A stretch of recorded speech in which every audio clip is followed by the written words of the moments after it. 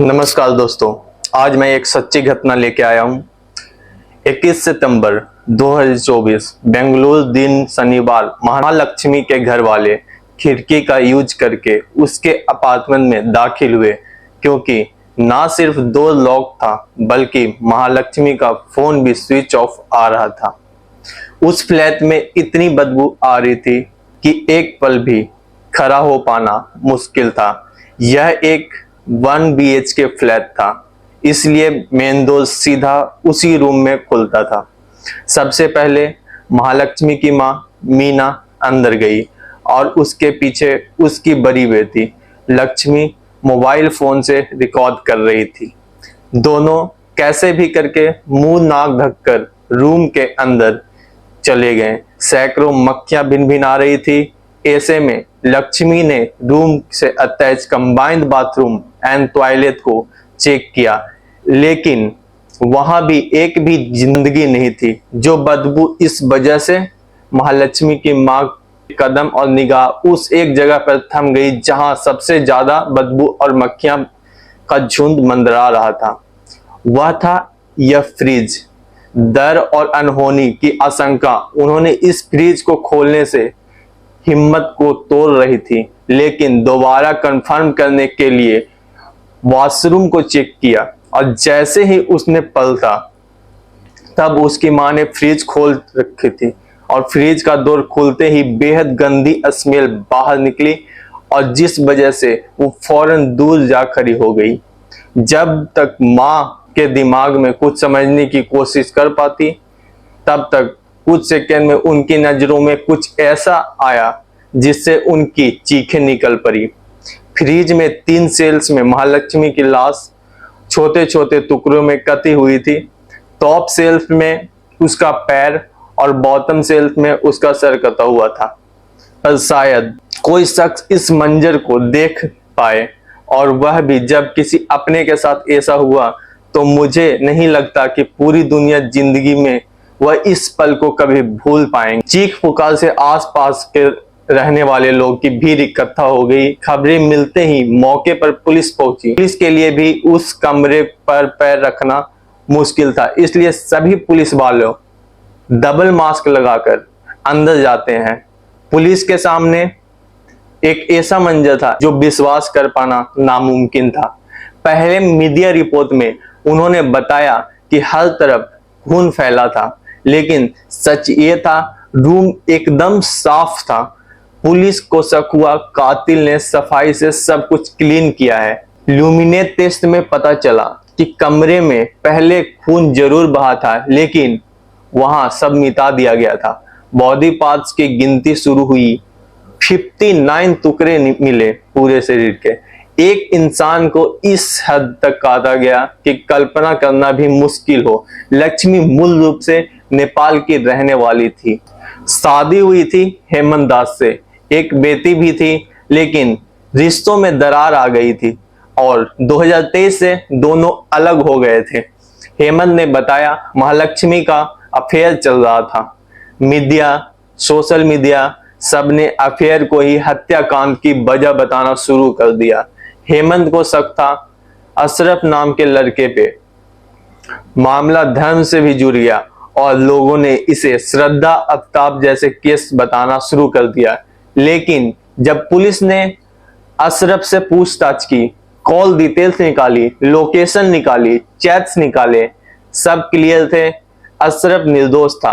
अब पुलिस ने महालक्ष्मी का कॉल डिटेल्स निकाली, सीसीटीवी फुटेज खंगाले गए, पर पता चला 1 दिसंबर को महालक्ष्मी आखिरी बार देखी गई थी और उस दिन एक और आदमी जो उस स्टोर पर काम करता था वो भी गायब था। नाम था मुक्ति रंजन रॉय। उत्तराखंड का रहने वाला बेंगलुरु में एक क्लोथिंग स्टोर में काम करता था। जब पुलिस ने उसके भाई स्मृति रंजन से पूछताछ की तो सारी बातें खुलने लगी। मुक्ति और लक्ष्मी की मुलाकात स्टोर में हुई थी। दोस्ती प्यार में बदली और साथ घूमना, तोहफे देना, सब कुछ था। लेकिन धीरे धीरे महालक्ष्मी का रवैया बदलने लगा। फोन पर लंबे समय तक किसी और से बात करना, दूरी बनाना। मुक्ति को शक हुआ 1 सितंबर को वह महालक्ष्मी के घर गया, वहीं दोनों के बीच बहस हुई। मुकाबले में महालक्ष्मी 100 टेम्पर थी। झगड़ा इतना बढ़ गया कि गुस्से में मुक्ति ने महालक्ष्मी की हत्या कर दी। मुक्ति महालक्ष्मी की लाश के साथ उसी कमरे में देर रात तक बैठा रहा। अपराध तो हो चुका था, लेकिन अब उसे समझ नहीं आ रहा था कि वह खुद कैसे बचे। मुक्ति ने YouTube देखकर ऐसा कुछ पता किया कि उसने यह आइडिया भी विद्रॉ कर दिया। वो पूरी रात लाश को ठिकाने लगाने के बारे में सोचता रहा, जिसके बाद उसने दिमाग में एक प्लान आया। वह उस फ्लैट से सुबह 11 बजे निकलकर पास के एक शॉप में धारदार चाकू खरीदने गया।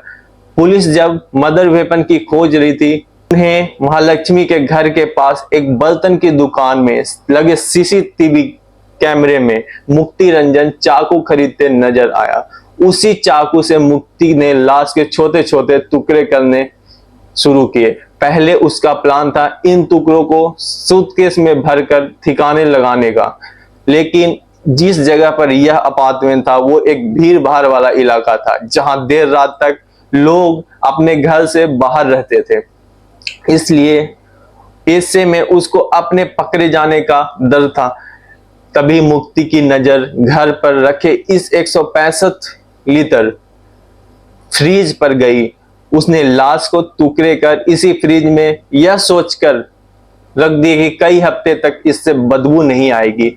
वह कुछ दिनों के बाद धीरे धीरे कर सब कुछ ठिकाने लगा देगा, वो यह सोच रहा था। यही सोचकर उसने सारे टुकड़े फ्रिज में भरे और पूरे घर को अच्छे से साफ किया, ताकि कोई निशान न बच पाए और वो पकड़ा न जाए। फिर देर रात तक बाहर से ताला लगाकर निकल गया। अब अपने भाई के पास जाता है। जब वह स्मृति से मिलता है तो अपना जुर्म कन्फेस कर लेता है और बताता है कि कैसे महालक्ष्मी ने उसकी जिंदगी बर्बाद कर रखी थी। उन्होंने महालक्ष्मी पर लाखों खर्चे थे, सोने की चैन भी दी थी।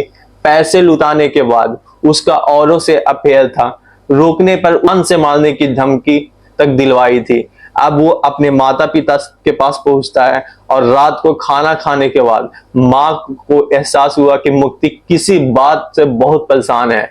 जब उन्होंने उससे बात की तो मुक्ति ने माँ को भी सब कुछ बता दिया, पर उसने कत्ल के तरीके के बारे में बात छुपाई। 25 सितंबर 4 बजे मुक्ति अपने फादर की स्कूटी लेकर घर से निकल जाता है।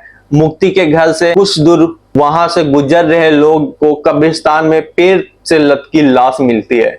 मौके पर पहुंची उड़ीसा पुलिस उस लाश के पास खड़ी एक स्कूटी और जमीन पर एक बैग मिलता है, जिसमें लैपटॉप, कुछ कपड़े और मोबाइल फोन और एक डायरी थी। पहचानने पर यह शख्स कोई और नहीं बल्कि मुक्ति रंजन था, जिसने मौत को गले लगा लिया था। उड़ीसा पुलिस के थ्रू मुक्ति के घर वाले और घर वालों से बेंगलुरु पुलिस की इसकी सूचना मिली, जो कुछ दिनों से उसकी तलाश कर रही थी। बेंगलुरु पुलिस को उस डायरी के 2 पन्नों में लिखे एक नोट मिलता है, जिसमें मुक्ति ने टूटी फूटी इंग्लिश में अपना जुर्म कबूला था और साथ ही महालक्ष्मी की बदसलूकी और पुलिस की रिश्वतखोरी का भी जिक्र किया था। थैंक यू दोस्तों।